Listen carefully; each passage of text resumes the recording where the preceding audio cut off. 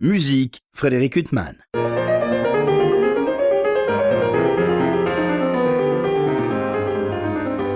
Bonjour Frédéric Huttman au micro, j'ai le plaisir de vous retrouver pour un nouvel entretien. Aujourd'hui j'ai l'immense plaisir de recevoir Aline Piboul. Bonjour. Bonjour Frédéric. Aline, si j'ai le plaisir de vous recevoir aujourd'hui, c'est pour évoquer notamment un disque qui vient de paraître pour le label Artalina, consacré à 3 compositeurs qu'on n'attend pas forcément liés ensemble, Bach, Greff et Liszt, et dont le titre, alors je vais le dire en français, c'est La coïncidence des opposés.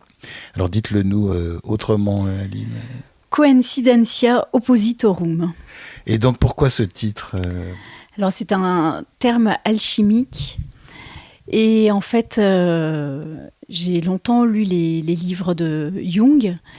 Et Jung parle d'intégrer certaines parts de nous-mêmes, donc par exemple notre part sombre, ou alors quand nous sommes une femme, d'intégrer notre part masculine, l'animus, et inversement donc chez les hommes.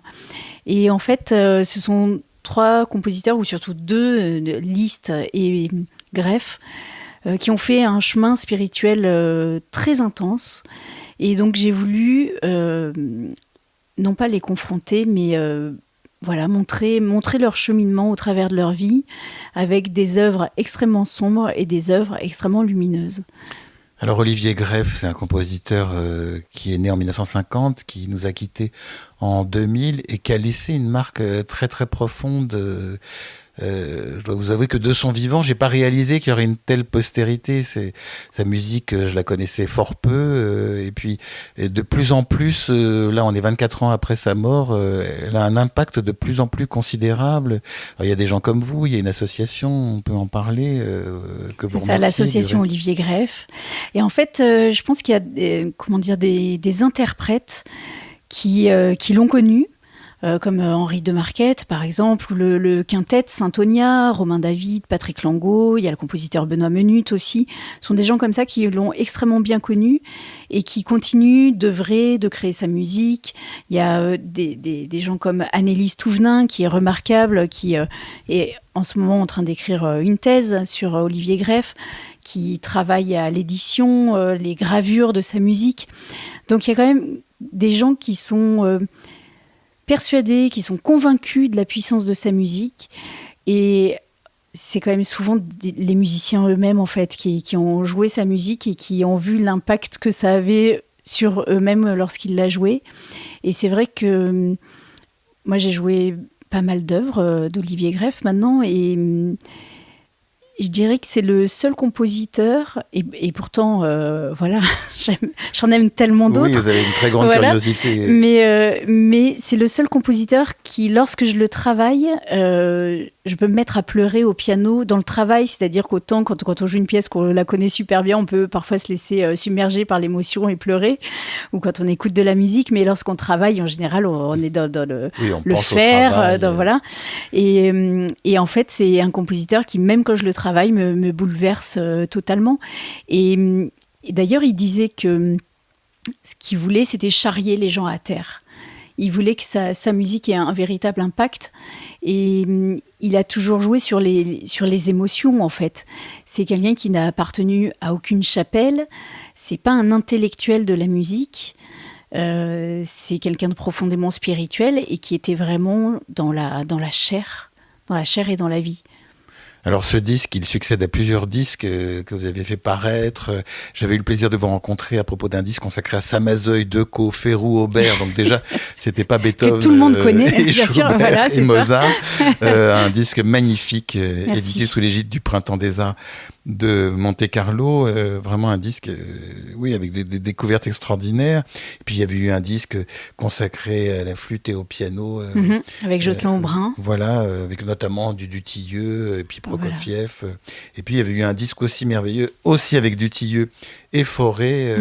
Donc à chaque fois, c'est quand même des projets des projets, alors après coup, on se dit, Aline, qui nous sont nécessaires à nous. C'est-à-dire que, bon, l'interprétation pianistique, je ne vais pas vous faire rougir, elle est magnifique, mais l'apport du disque, c'est aussi de nous faire découvrir un répertoire extraordinaire. Et c'est le cas de ce dernier disque consacré à Bach, Greff et Liszt. On va commencer par Bach, parce que vous parlez d'un cocon, Oui. puisque 2 œuvres de Bach brèves encadrent les œuvres de Liszt et Greff. Vous commencez par un choral de Bach, et puis je vous disais, voilà, hors micro, je disais, c'est incroyable, parce que ce choral, il est beaucoup joué par les organistes, par les pianistes, et puis le début, je ne connaissais pas ce début. Et voilà, et bien effectivement, j'ai copié, j'ai copié l'idée d'Yvonne Lefébure, dont l'enregistrement chez Solstice comporte Ich rufe zu dir, avec quelques mesures qui seraient probablement de Bach, mais on n'en est pas sûr. Et donc Yvonne Lefébure commence par c'est quelques mesures qui comment dire, qui amène vers ce choral, et je trouve ça absolument magnifique, plutôt que d'avoir le choral directement. Là, on est baigné dans la musique, et tout à coup, on a ce choral qui arrive, et je trouve ça d'autant plus merveilleux. Et en fait, j'ai commencé par Ich rufe zu dir, puisque ça veut dire « je t'appelle ». Et comme c'est un programme sur la spiritualité, et qu'on a 2 compositeurs, Liszt et Greff, qui ont vécu des grandes crises mystiques et qui ont vraiment sombré à certains moments de leur vie et qui ont été appelés. On peut, je trouvais que Ich rufe zu dir, je t'appelle, ça correspondait tout à fait à ce qu'ils avaient dû ressentir sur cet appel. Alors Aline Piboul, on connaît votre curiosité insatiable pour le répertoire, mais vous jouez aussi le répertoire classique. Le grand répertoire. Jouer des sonates de Beethoven, du Chopin, mais vous, au long de votre itinéraire d'apprentissage, puisque vous avez été révélé aussi par un prix au concours d'Orléans, donc très lié à la musique contemporaine. À la musique du XXe siècle. Ah pardon, oulala. En fait, non, mais je dis ça parce que très souvent, les gens me parlent effectivement de musique contemporaine par rapport à ce concours. Et l'idée de Françoise Tina, quand elle a créé ce concours, c'était d'ouvrir à la musique du XXe siècle et non pas qu'à la musique contemporaine. Et c'est bizarre cette image parfois qu'on peut avoir de ce concours très contemporain, parce que moi quand même, quand je l'ai passé, c'était en 4 tours à l'époque. Donc on avait 2h30, 2h45 de musique à jouer sur une semaine. Et le compositeur le plus ancien que j'ai joué, c'était Rachmaninov. Donc j'avais quand même du Rachmaninov, du Fauré. J'aimerais bien vous écouter dans du Rachmaninov. Ça fait longtemps. Ça fait 10 ans, parce que j'ai été lauréate en 2014. Et je crois que depuis Rachmaninov, j'en ai pas rejoué. Mais en tout cas, j'avais Rachmaninov, j'avais du Fauré, le 7e nocturne. Je jouais du Debussy aussi. Et puis après, il y avait aussi Boulez, Stockhausen, et puis des créations, Jérôme Combier. Je crois que j'avais joué Tristan Muraille aussi. Donc mais c'est très ouvert, et en fait l'idée de ce concours, c'est quand même d'ouvrir les gens à tous les mouvements du XXe siècle en fait. Et en fait c'est très très vaste finalement, tout ce qui s'est passé en un siècle, tous les courants esthétiques qu'il y a pu avoir, très très divers. Donc c'est un concours très ouvert et pas seulement sur le contemporain. Ah non, mais vraiment j'ai eu un moment d'égarement à Aline Piboul. Mais pour un vieux comme moi, Rachmaninov, c'est du contemporain. Alors donc ce disque, il s'ouvre par ce choral de Bach, il se termine aussi par un extrait d'une cantate transcrite par Egon Petri, et ce thème qui est magnifique aussi, qui nous plonge pour terminer ce disque dans une atmosphère aussi. C'est ça, pour moi c'était incroyable. Un petit peu comme une berceuse en fait. C'est-à-dire qu'il est issu d'une cantate profane, c'est la cantate de la chasse. Voilà. Et en fait, ça raconte que tous les moutons peuvent paître en liberté et en toute sérénité, en fait. Et je trouvais que ça avait un peu comme un rythme de berceuse et quelque chose d'un petit peu répétitif. Et comme finalement, ce côté répétitif, ça vient aussi des prières, des litanies, et que Greff et Liszt étaient profondément mystiques. Je me suis dit, déjà, qui d'autre que Bach pourrait entourer ces 2 compositeurs ? Et voilà, ce côté berceuse apporte quelque chose de totalement apaisant après tout ce qui s'est passé dans ce disque, qui commence par une première partie extrêmement sombre. En fait, c'est un disque en 2 parties. Ça aurait pu être un vinyle avec une face obscure, une face plus lumineuse. Ouais. Et en fait, c'est assez drôle parce que quand j'ai reçu le master, donc tout le disque mais sur une seule plage, j'ai réalisé en l'écoutant que la moitié pile poil, et quand je dis pile poil c'est vraiment à la seconde près, ça correspondait à la fin de la partie lumineuse et au début de la partie obscure, et je me suis dit que j'aurais voulu le faire, j'aurais pas réussi. Et c'est drôle parce que ce disque est finalement, comment dire, dans la sonate Codex Domini, Greff écrit, d'Olivier Greff, il écrit que c'est une sonate totalement codée, et qu'il aurait fallu qu'il écrive un livre de 100 ou 200 pages pour expliquer tous les codes, et que c'est une sonate totalement autobiographique, et il dit même que c'est comme un cliché photographique de son âme. Et en fait, je me suis rendu compte que finalement, dans le disque, en ayant choisi tel agencement, j'ai écrit un texte, Annelise a écrit un texte aussi, Annelise Touvenin, et finalement, je me suis rendu compte qu'il y avait plein de symboles auxquels j'avais pas forcément fait très attention au début, comme par exemple le fait d'avoir eu envie d'un 3e compositeur. On peut se dire le chiffre 3 c'est tout un symbole. Enfin voilà, il y a des choses comme ça. Et puis après je me suis rendu compte que Bénédiction, Dieu dans la solitude, c'est une œuvre que je joue depuis longtemps. Et j'ai réalisé de Liszt. Et en fait, je pourrais presque dire que ce disque est presque un peu autobiographique aussi finalement, parce que cette œuvre, j'ai vécu un très très grand moment totalement mystique la première fois que je l'ai joué. Et il se trouve que la première fois que je l'ai joué, c'était mon premier vrai récital seul sur scène. Et c'était au CNSM de Lyon. Et quand on étudiait le piano là-bas, on devait tous faire un récital en 2e et en 3e année. Un récital complet, d'1h15, classique. Et on nous laissait le choix des œuvres. Et en fait, j'ai monté cette œuvre pour la première fois pour ce premier concert seul. Et en fait, j'ai vécu un moment de grâce, comme en fait ça ne m'est jamais réarrivé finalement par la suite. C'est-à-dire que j'ai vraiment eu la sensation que c'était plus moi qui jouais en fait, et que j'étais juste la passeuse de quelque chose qui était bien plus vaste que moi. Et c'est une belle définition de l'interprète aussi. Oui, exactement. Et vraiment, je ne ressentais plus physiquement ce que je faisais, et j'étais émerveillée par ce qui sortait du piano. Et en fait, à la fin de ce morceau, il y a eu un silence du public qui a duré, mais je ne sais pas combien de temps, mais enfin, c'était absolument extraordinaire. Et quand je suis sortie de scène, c'est là que j'ai compris que ça serait vraiment ça que je voulais faire. C'était monter sur scène, c'était vraiment faire du piano, faire des récitals solo. Et pas que, mais en tout cas surtout du récital solo. Comme chambriste aussi. Oui, je fais beaucoup de musique de chambre avec des et puis avec chanteurs, etc. Mais que quand même le solo, le fait d'être seul, c'est-à-dire au fond de n'avoir aucun compromis à faire musical, que c'était vraiment important pour moi.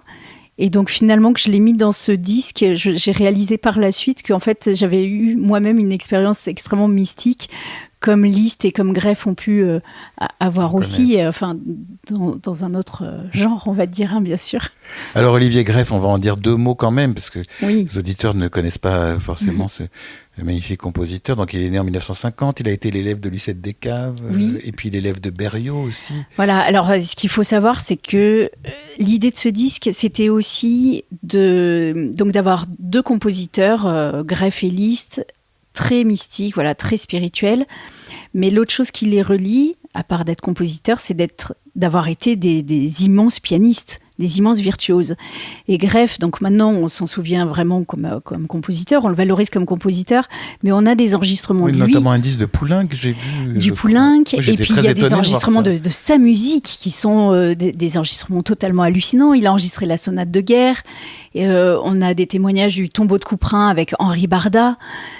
Mais je veux dire, c'était quelqu'un de génial à tout niveau, en fait, d'une immense culture. Vous êtes trop jeune pour l'avoir connu, Aline. Alors, malheureusement, il est mort, j'avais tout juste 20 ans. Et Et donc, je ne connaissais même pas sa musique, en fait. Je l'ai connu quelques années après, grâce au disque d'Harmonia Mundi de Pascal Amoyel et d'Emmanuel Bertrand, avec la sonate de Requiem. Et c'est à cette époque que j'ai entendu la sonate de guerre.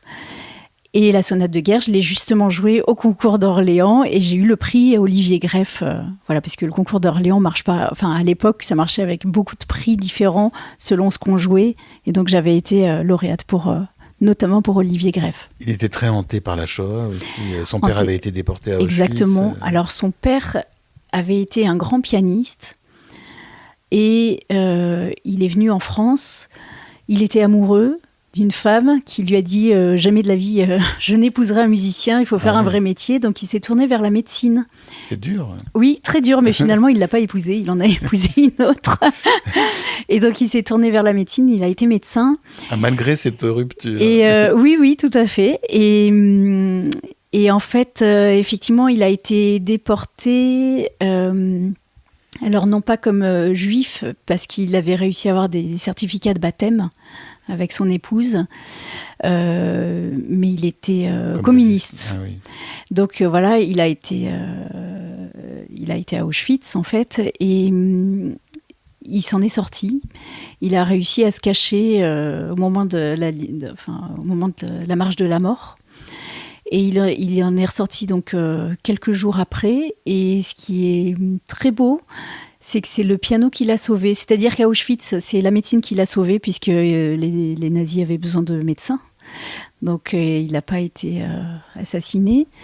Et après, c'est le piano qui l'a sauvé, parce que quand il est sorti, on lui a donné à manger, parce qu'il jouait en contrepartie du piano dans les bars et restaurants, jusqu'au moment où il a pu revenir en France. Et donc Olivier Greff est né en 1950, juste à l'après-guerre. Et en fait, il a été vraiment, totalement hanté par la Shoah. Et il y a de nombreuses œuvres de lui qui évoquent la Shoah. Alors, on va revenir à ces deux sonates que vous interprétez. Quand j'ai écouté votre disque, Aline, c'est des œuvres que je ne connaissais pas. C'est deux sonates de Greff que vous interprétez. C'est normal de ne pas les connaître. Ah d'accord, j'avais un peu honte, mais donc je suis pas le je vais vous dire pourquoi c'est normal de ne pas les avoir connus. C'est parce que la sonate Lee Taipo, sur les 3 poèmes de Lee Taipo, c'est une première mondiale. Ben voilà. Et d'ailleurs, elle n'était même pas encore éditée. Donc ça y est, on peut trouver la partition depuis quelques jours, puisque le travail de ce disque, c'était aussi de travailler avec Annelise Touvenin, donc, qui a écrit une partie du livret et qui a travaillé à l'édition des 2 œuvres, les éditions critiques. Donc moi, j'ai été relectrice pour ces éditions critiques. Donc Lee Taipo, c'est une première édition, donc j'étais seulement la 2e interprète à la jouer. Il y a eu la créatrice il y a une 30aine d'années, et ensuite moi. Et la Codex Domini, elle a été jouée uniquement, elle a été enregistrée uniquement par un des pianistes qui était, je pense pas que ça ait été le créateur, je me souviens plus. Mais en tout cas, il y a un seul enregistrement et qui a été fait d'après l'ancienne édition qui comportait énormément d'erreurs. D'où l'intérêt d'avoir fait cette édition critique, c'est qu'elle sort dans quelques jours, en fait, la partition. Et on a pu totalement réviser. Et c'était beaucoup plus compliqué que pour Lee Taipo, puisqu'en fait, Lee Taipo, il y avait plusieurs ébauches, plus le manuscrit final. Et Codex Domini, il y a un seul manuscrit. Et il y a beaucoup de choses qui sont quasi illisibles. Donc ça a été un travail phénoménal mené par Annelise. Et voilà, parfois il a fallu faire des choix aussi par rapport à ce qu'on connaissait déjà de lui dans d'autres œuvres, etc. Mais donc c'est normal que vous ne connaissiez pas ces œuvres. Alors, il faut dire pour les auditeurs qui pourraient se dire musique contemporaine, c'est une musique d'un abord immédiat. Alors, il est très très fort, Olivier Greff, si je peux me permettre cette trivialité, parce qu'à la fois c'est une musique savante, toujours intéressante, toujours inattendue, qu'il n'y a jamais de cliché, et en même temps elle est très abordable pour l'auditeur. Elle est redoutablement difficile pour le pianiste ou la pianiste, oui. Mais pour nous c'est une musique, un univers dans lequel on entre très facilement. Oui. Alors même que c'est un univers qui n'est pas justement facile Enfin, c'est une Mais en fait, écriture très exigeante, je crois mais que facile d'accès. Oui, exactement. En fait, moi, j'ai beaucoup joué sa musique en concert, et encore il y a 2 jours. Et il y a 2 jours, vous avez choisi de mettre l'opus 111, la dernière sonate dernière sonate de Beethoven. Et pourquoi mais parce qu'elle est totalement mystique aussi. Vous jouez vous aimez bien le mystique aussi, oui, je suis un petit peu mystique aussi. Vous en trouvez parfois dans les œuvres où on ne l'attend pas forcément, où on ne trouve pas forcément aussi. Là, quand même, c'est très clair. Parce que Codex Domini, en fait, il a écrit ça, il se sortait d'un cancer. Oui. Il se sortait d'un cancer, et ça a probablement mûri inconsciemment pendant qu'il était malade. Et donc, c'est quand même vraiment, je dirais, une réflexion sur la mort. Oui, mais je parlais de l'opus 111 de Beethoven. Et l'opus 111. À ce moment-là, toutes les sonates de Beethoven, on peut les trouver mystiques tellement elles nous amènent vers. Non, parce que celle-ci, elle va vraiment vers l'élévation. Le deuxième mouvement, l'arietta, oui. c'est vraiment là, on s'échappe de terre quand même, je trouve. Enfin, on s'échappe de terre dans beaucoup d'œuvres de Beethoven, Aline. Celle-ci particulièrement quand même. Non, mais je vous laisserai le dernier mot.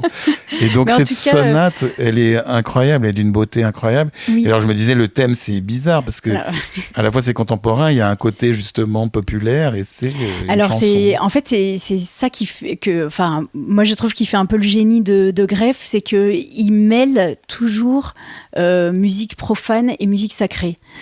Et il est capable de s'inspirer de musique, même de variété. Là, par exemple, le Codex Domini, effectivement, le thème du début, qu'on n'entend que par petits bouts au début, parce que c'est quand même une sonate extrêmement angoissante. Ça évoque le cancer, la mort, etc. Mais donc, on entend ce début de thème qui est répété, un petit peu comme une litanie, justement. Et il se trouve que ce thème, c'est la chanson Domino, qui était chantée par André Claveau en 1950, année de naissance d'Olivier Greff. Peut-être un des premiers codes.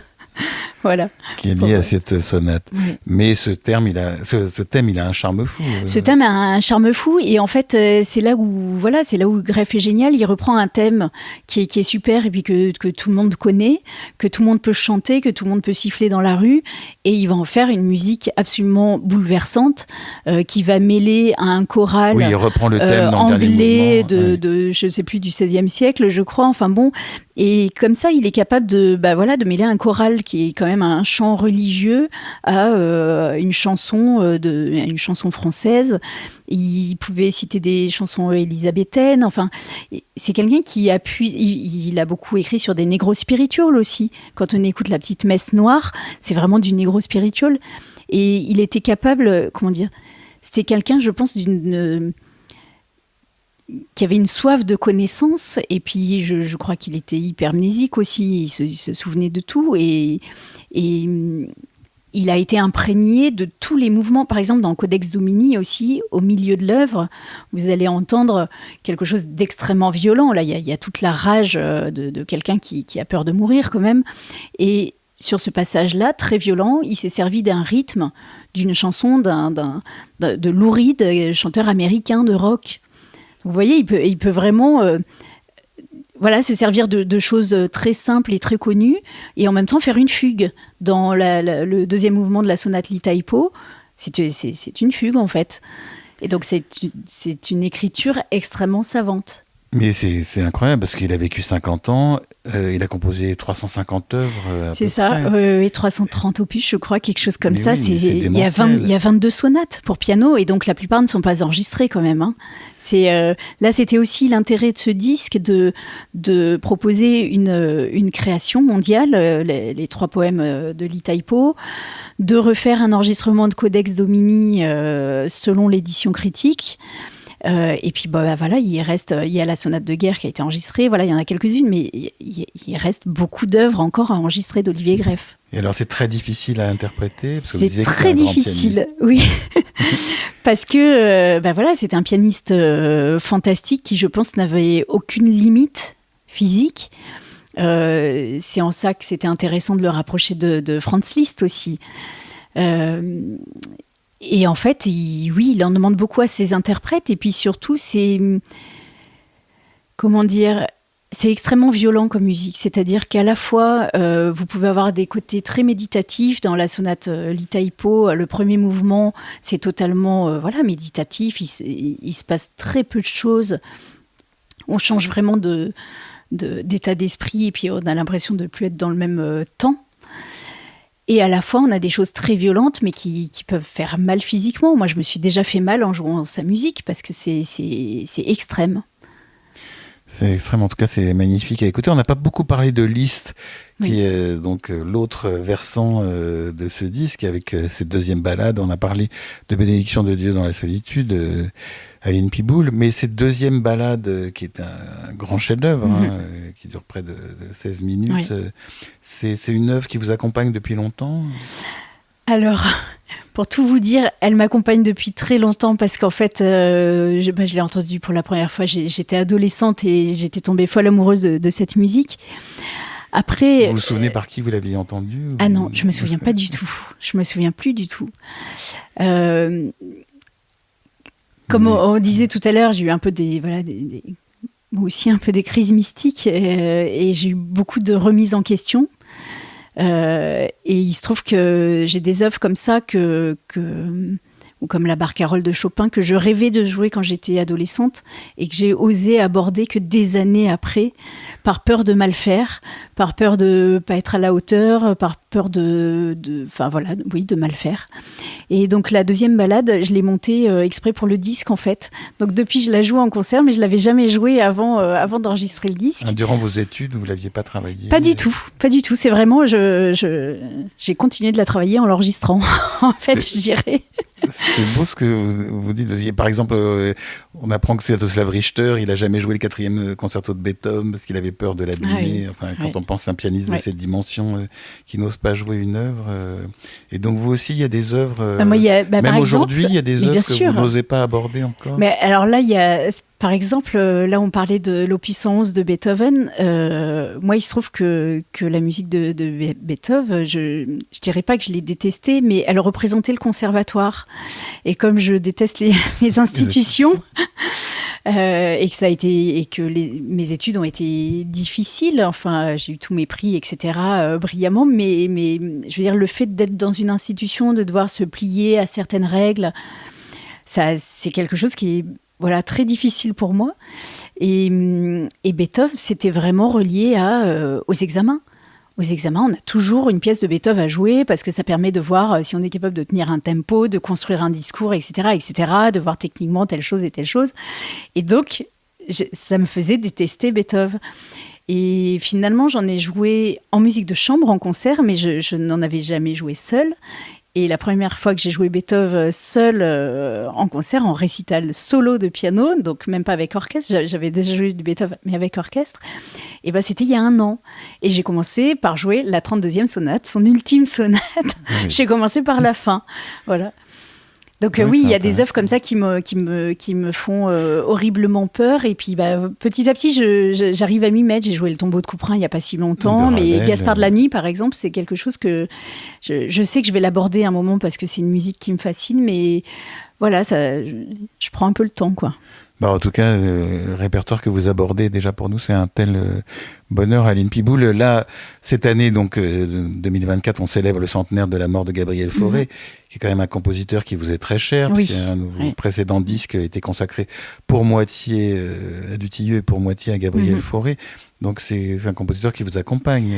C'est un compositeur que j'adore parce que, comment dire, toutes ses premières œuvres sont très inspirée par Chopin, par le bel canto. Et moi, j'ai travaillé beaucoup avec des chanteurs d'opéra. Pendant un temps, j'étais je me destinais plus à être chef de chant. Et donc, voilà, c'est cet art de la phrase, de la longue phrase, du soutien. Ça me fascinait. Et puis, j'adore Chopin, tout ça. Donc, Fauré, c'était vraiment la suite logique. Et puis, j'adore ce qu'il a fait c'est un long parcours en fait. Ce qu'il a écrit à la fin de sa vie ne ressemble pas à ce qu'il a fait au début. Quand on pense au trio, des œuvres au trio, pour violoncelle et piano, là, les deuxième dernières sonate pour violon. Voilà, et puis les dernières Barcarolle, les derniers nocturnes, c'est quand même des musiques. Et puis voilà, il a été marqué par ses problèmes d'audition, de surdité, tout ça. Et en fait, c'est très étonnant parce qu'à la fin de sa vie, je trouve qu'il retrouve une écriture contrapuntique à la Bach. Et ça donne l'impression que la surdité fait qu'il travaillait autrement, il travaillait dans sa tête, et que sa manière de traiter le piano n'est plus la même. Et quand on écoute le 13e nocturne, finalement, on alterne passages très contrapuntiques, très resserrés dans le clavier, très Bach, et on alterne avec presque quelque chose du passé, avec une espèce de rage et de douleur, parce que sa surdité le faisait immensément souffrir. Il ne pouvait plus entendre les œuvres. Et puis avant d'être sourd, son oreille était déformée. C'est-à-dire qu'il ne pouvait plus aller à ses propres concerts, puisque ce qu'il entendait n'était pas la réalité. Et donc tout devenait complètement atroce. Donc c'est quelque chose qui l'a fait énormément souffrir. Et dans ce 13e nocturne, on passe d'une écriture très intérieure à une écriture totalement bouleversante de rage et très romantique. On pourrait vous écouter des heures, Aline Piboul, non seulement jouer, mais parler. On va terminer avec un duo que vous formez qui est inattendu, qui n'est pas un duo avec un musicien ou une musicienne, quoique peut-être qu'il... il est mélomane et il a joué de la musique. Il joue encore un peu. Je veux parler de Pascal Quignard, voilà, avec lequel vous formez un duo depuis quelques années magnifique. Depuis 4 ans. Là, vous en êtes au 3e... Alors, on ne dit pas spectacle, je ne sais pas comment on peut dire. Alors, on appelle ça récit-récital. Oui, pardon. Voilà, le terme exact de Pascal. Et effectivement, là, on tourne notre 3e projet ensemble. Le premier, c'était Boutès ou le désir de se jeter à l'eau, d'après son livre Boutès, qui était donc déjà édité chez les éditions Galilée. Et ensuite, nous avons travaillé sur Ruines. Donc là, ce sont des textes que Pascal avait écrits pour notre duo. Et là, on a voulu célébrer Fauré et célébrer aussi son grand amour, son amour pour Marguerite Hasselmans, qui a été son amante durant les 24 dernières années de sa vie. Et Marguerite Hasselmans a joué un grand rôle, c'est elle qui, entre autres, allait au concert pour écouter la musique de Fauré et rapporter à son amoureux ce qui se passait à ses concerts, lui qui ne pouvait plus entendre sa musique. Aline Piboul, durant cet entretien, il était beaucoup question de douleur, de mystique, de mort, de maladie, de choses effectivement extrêmement douloureuses. On a abordé la Shoah par le biais d'Olivier Greff.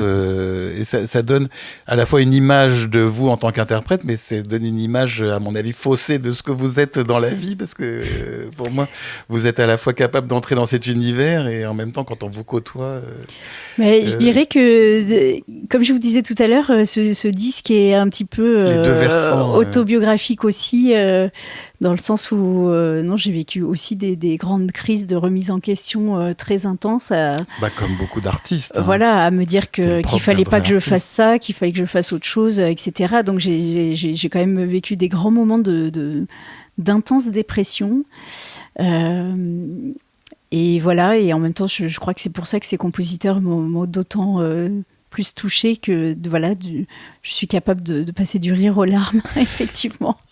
Avec vous, en tout cas, on est tellement heureux d'écouter toute cette musique. Et puis c'est vrai que cette musique, que ce soit celle-là, celle que vous interprétez, Bach, Greff, Liszt, dans ce disque qui vient de paraître, ou d'autres œuvres musicales, c'est une musique à la fois douloureuse et consolatrice, quoi. C'est le paradoxe de la musique. Exactement, d'ailleurs c'est un peu ce que j'écris dans mon texte, parce que le livret donc, a été écrit par Annelise Touvenin concernant les sonates de Greff, et moi j'ai écrit un texte très personnel sur plutôt le projet, avec ces 3 compositeurs, et à la fin je dédie ce disque à des proches, mais aussi à ceux que la musique sauve, parce que je suis persuadée que la musique peut vraiment nous accompagner à des moments où tout va mal, et qu'elle peut nous raccrocher un petit peu à la vie et nous donner un peu espoir.